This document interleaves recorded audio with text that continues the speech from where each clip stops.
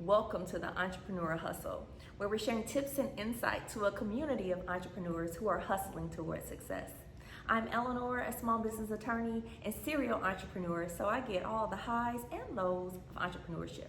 And today we're talking about something so important in today's economic times, and that is to check on your entrepreneur friend. Yes, you've heard of check on your strong friend, and although entrepreneurs are frequently strong people, these are times like no other. This pandemic has resulted in closures, and all types of businesses are being impacted. And some of these impacts will be devastating. So we want to make sure that we're reaching out to entrepreneurs that we know and get a vibe of what's going on, how they're feeling, and giving any support that we can. So the question may be, how do I do this? I don't want to get in people's business. I don't know what's going on with their business. I don't want to tackle on any concerns that they may already be facing that, I don't want to burden them. But the truth is, we all need support, and especially in these times, sometimes you just need someone to reach out. They may encourage you, they may give you some resources you didn't know about, and these things may be lifelines that you need as a business owner, or will help you make your friends connect to something that they need. If you are not a business owner and you just want to be of assistance, you just want to check on someone who may be in need of some help.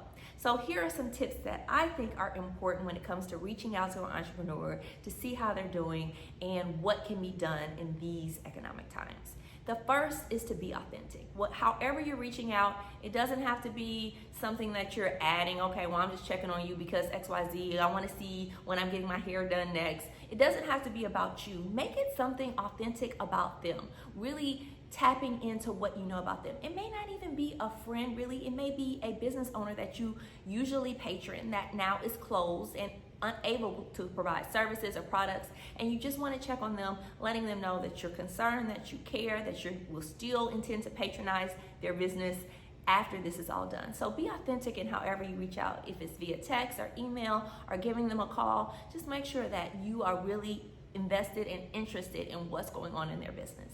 The second is, now is the time for a judgment-free zone, right? So you don't want to follow up that check-in with, well, why didn't you have enough money saved? Why isn't your business doing better? I thought you were doing great. I thought you were a millionaire, and now here you are, in these economic times, and you're saying your business isn't going to make it. Leave that at the door. If you're really being authentic, you really just want to check in and say, how are you? What is going on? Be a listening ear. If you have resources that you know about, share them with that particular person. Make sure that it's not coming from a place of judgment or I thought you were doing better, or I can't believe you're not going to survive this, but really a place of concern and adding to it with anything that you can. And if just listening is all that you can do, then do it and do it well. And the last thing is be a resource to them, right? They may have a GoFundMe already. If you can contribute to it, do so. But your resources you have available may not be money. Maybe it's your network. Maybe you're already doing a virtual happy hour with your family or friends this afternoon, and you can just invite them too so they can share a little bit of information about their product.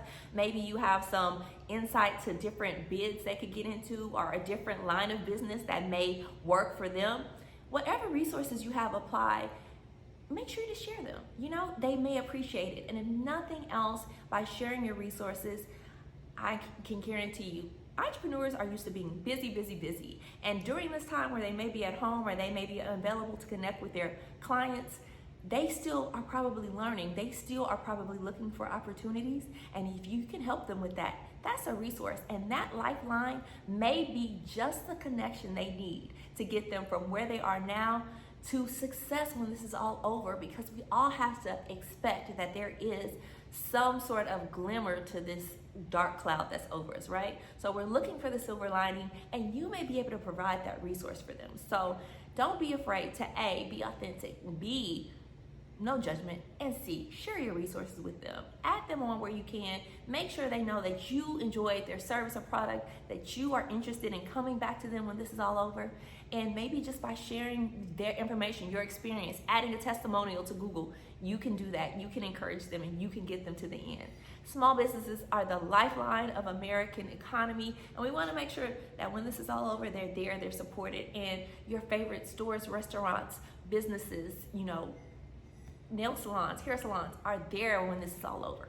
So that's my tip. Hashtag check on your entrepreneur friend, and always like, share, and subscribe to the Entrepreneur Hustle at any of our available social media. Thanks.